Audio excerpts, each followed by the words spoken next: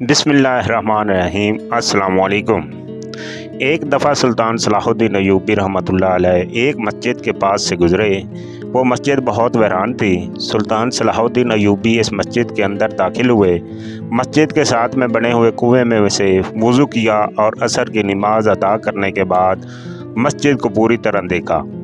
مسجد بہت بڑی تھی اور اس کا صحن بھی بہت کھلا تھا، اور جب سلطان صلاح الدین ایوبی نے مسجد کے دروازے پر آئے تو دیکھا کہ ارد گرد بہت آبادی ہے، لیکن عصر کا نماز کا وقت تھا، ایک بھی نمازی اس مسجد میں نہیں تھا۔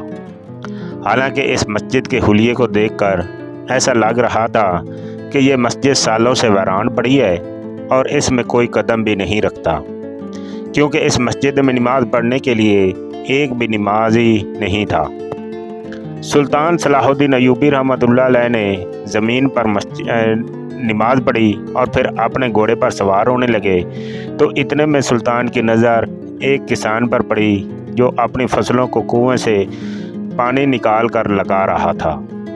یہ سلطان صلاح الدین ایوبی رحمۃ اللہ علیہ اس کے پاس گئے اور پوچھا، اے بزرگ، اس مسجد کے ارد گرد بہت آبادی ہے، لیکن اس مسجد میں ایک بھی نمازی نہیں آیا اور یہ مسجد شکل سے کئی عرصوں سے ویران پڑی ہے، کیا اس کے پیچھے میں وجہ جان سکتا ہوں؟ کیا یہاں کے لوگوں میں اتنا زیادہ لالچ بڑھ گیا ہے کہ اب ان کے پاس نماز پڑھنے کے لیے وقت نہیں، یا اس کے پیچھے کوئی اور وجہ ہے؟ تو اس نے کہا، حضور، ایسی بات نہیں ہے، اس بستی میں کوئی بھی ایسا گھر نہیں جس میں نماز نہ پڑھی جاتی ہو۔ اس بستی کے لوگ اب گھر میں نماز پڑھتے ہیں لیکن اس مسجد میں نہیں آتے۔ یہ سن کر سلطان بڑا حیران ہوا اور پوچھا، کیا وجہ ہے؟ یہ مسجد کیوں ویران پڑی ہے؟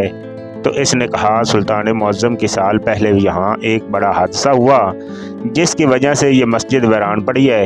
یہ سن کر سلطان سوچنے لگا کہ آخر مسجد میں ایسا کیا ہو سکتا ہے؟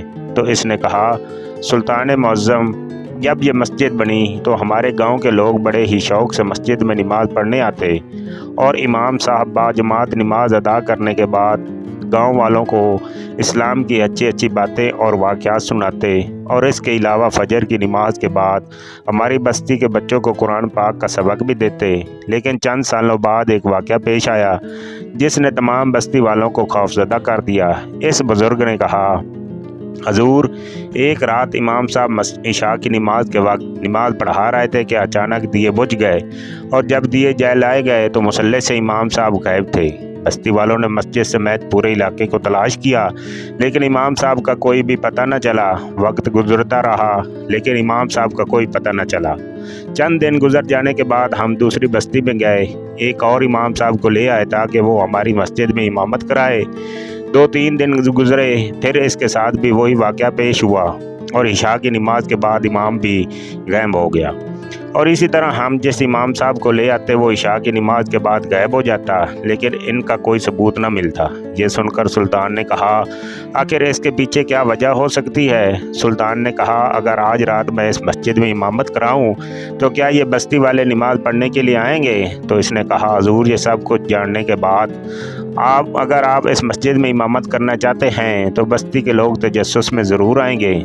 سلطان نے کہا، تو بستی والوں کو جا کر پیغام دو، آج امامت میں کراؤں گا۔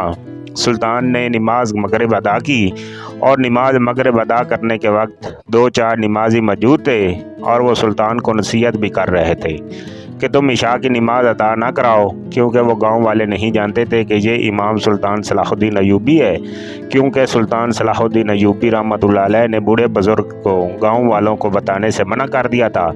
جب عشاء کی نماز کا وقت ہوا تو گاؤں والے تجسس ہوئے کہ آخر پہلے اتنے واقعات ہونے کے بعد کون سا ایسا نوجوان ہے جو اس طرح کا قدم اٹھانا چاہتا ہے۔ ساری مسجد بستی والوں سے بھر گئی۔ سلطان نے 2 رکعت نماز ادا کی، اور تیسرے رکعت میں جاتے ہی دیے بجھ گئے اور اندھیرا چھا گیا۔ اندھیرا جب ختم ہوا تو سلطان بھی اپنی جگہ سے غائب تھے۔ تھوڑی دیر گزری، ساری بستی کے لوگ حیران و پریشان تھے کہ آخر اس مسافر کے ساتھ کیا ہوا۔ چند لمحوں کے بعد اچانک سلطان صلاح الدین ایوبی رحمۃ اللہ ایک دیوار میں बने खुफिया दरवाजे से बाहर आए और अपने साथ सुल्तान ने एक आदमी को गिरबान से पकड़ा हुआ था।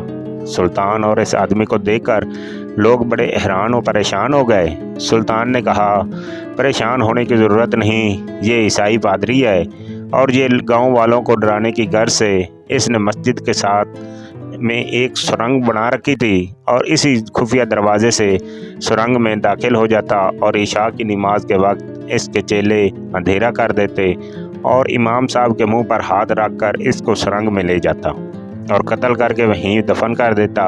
और इस खौफ की वजह से गांव वालों ने इस मस्जिद को हैरान छोड़ दिया और इसका मकसद पूरा हो गया। इस आदमी ने इस मस्जिद को नीचे सुरंग में अपना एक कलीसा बना रखा है और इसी में ये इबादत करता है। ये सुनकर वो गांव वाले बड़े हैरान हो गए और इसके बाद सुल्तान सलाहुद्दीन अयूबी ने इस आदमी यानी पादरी का सर वहीं पर कलम कर दिया और इन गांव वालों को इतनी बड़ी मुश्किल से निकाल कर इस मस्जिद को हमेशा हमेशा के लिए सुल्तान सलाहुद्दीन अयूबी रहमतुल्लाह ने आबाद कर दिया। उम्मीद है आपको ये वीडियो अच्छी लगी होगी। मज़ीद इस तरह की वीडियो देखने के लिए हमारे चैनल को सब्सक्राइब कीजिएगा। मिलते हैं नेक्स्ट वीडियो में, तब तक के लिए अपना और अपने प्यारों का ख्याल रखिए। अल्लाह हाफ़िज़।